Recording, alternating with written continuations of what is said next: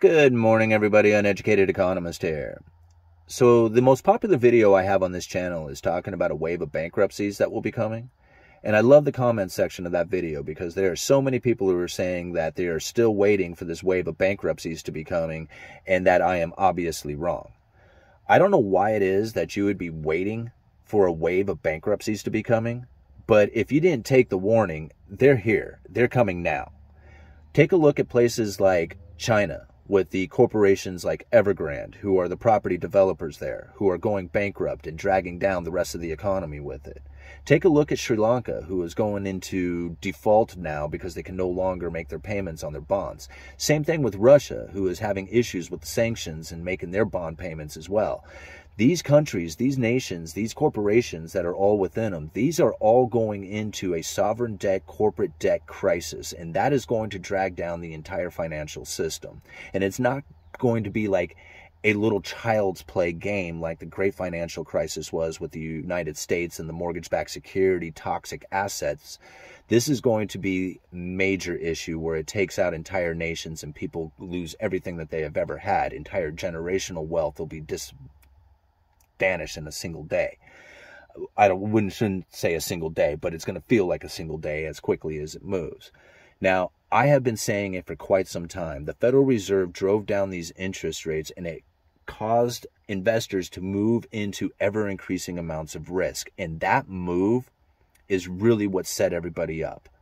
Now, the Federal Reserve knows. They know they cannot bail out these corporations. They cannot just willy-nilly hand money over to a corporation, no matter how much people want to say that's what's happening. It's not only, for one, it's illegal. They can't do it. It's not within their charter to provide that kind of funding to corporations. And two, politically, it is very, very frowned upon. So when it comes to bailing out these corporations, the Federal Reserve really has to use a lot of tricks in order to make it happen. And that's really where I feel the quantitative easing and driving down the interest rates on the U.S. Treasuries is really more of a bailout for corporations, even nations. Because what happens is that if you drive down the interest rates on the U.S. Treasuries, that doesn't give the investors a safe place to go to that is guaranteeing a return. It turns it into a speculation. Now, there's always been this argument between gold investors and U.S. Treasury or bond investors, because gold investors aren't really investors. They're speculators. They're buying a dumb asset. It doesn't do anything but sit on a shelf. It doesn't pay dividends. It doesn't have a company that can grow. All it is just an item that you can sell to a greater fool in the future. So that's what you're anticipating when you buy gold, is that it's going to go up in price and that you'll be able to sell it for a profit. When you buy U.S. Treasuries, what you're looking for is a return from the interest rates that it pays. However, the price on these U.S. Treasuries has gone up so much that the interest that they pay really isn't that great for the investor. Now, it is guaranteed a return, and if the U.S. Treasuries continue to have a high demand from, like, say, the Federal Reserve and the purchasing of those assets through the quantitative easing program, the prices can continue to go up. And if you're an investor who had purchased these U.S. Treasuries who doesn't really get that great of a yield, that works out for you pretty well, because then you can sell that Treasury for a profit into the future. Turns them into a speculator, much like the gold investor or gold speculator buyer was. So these U.S. Treasury investors became just as much of a speculator as the gold speculators were when the interest rates had fallen as much as they had. Now, if you're an investor who is looking for a return and can't find it in the U.S. Treasuries, what are you going to do? Well, you're going to start seeking out riskier assets. And that's when you start moving into these corporate debts, these corporate bonds. When you start investing into corporations, you're taking on a lot of risk, but you can at least get that return that you had once experienced with the U.S. Treasuries prior to all the interest rate dropping from the Federal Reserve quantitative easing programs. So now these corporations are loving it, right? They're gorging on this cheap debt as the investors are looking for a place to go. But this is working out kind of well for the investors too, because all of a sudden they're turning into speculators again as so much demand for these corporate bonds starts to increase the price of them, dropping the yields. Now all of a sudden these bond investors are now speculators buying into corporate debt as the price of those continue to go up as ever more increasing amounts of people are pouring into them because the yields on the U.S. Treasuries had fallen so much. All this kind of making sense? Well, as this happens, the yields on those corporate bonds begin to fall as well as more and more people are diving into those things, watching the prices go up as they're speculating that the prices will continue to go up. Well, that brings those yields ever increasingly closer to the U.S. Treasury yields. No big deal until now. When the U.S. Treasury yields begin to rise, those yields get ever increasingly closer to those corporate debt yields.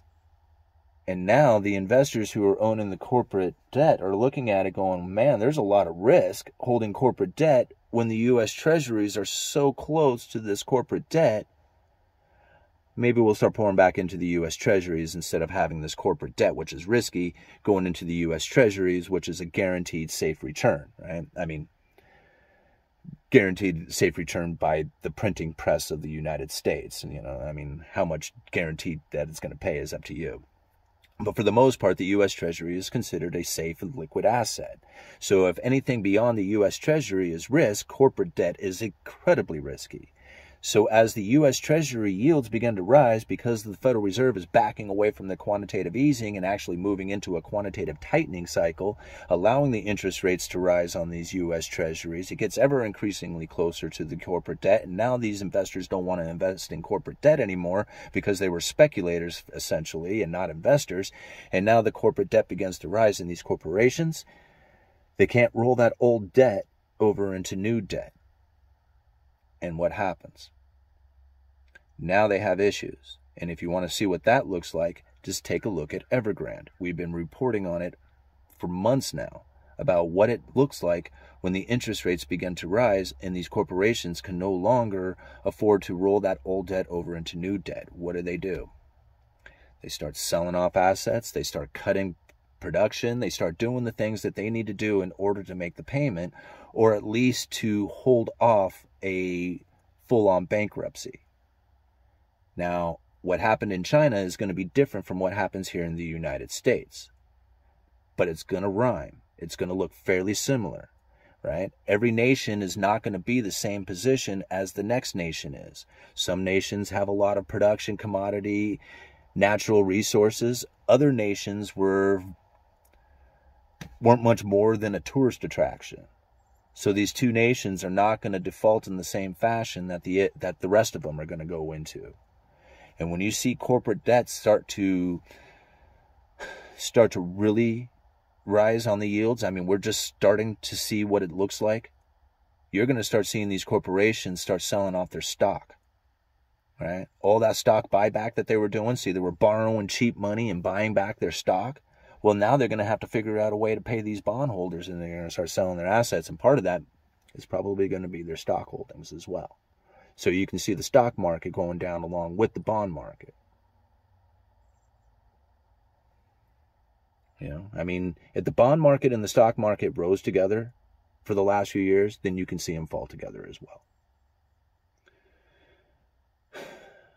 It's happening, guys. Don't think that the wave of bankruptcies is not going to happen. It's going to happen. It's on its way. And that Federal Reserve, what are they going to do to bail out these corporations?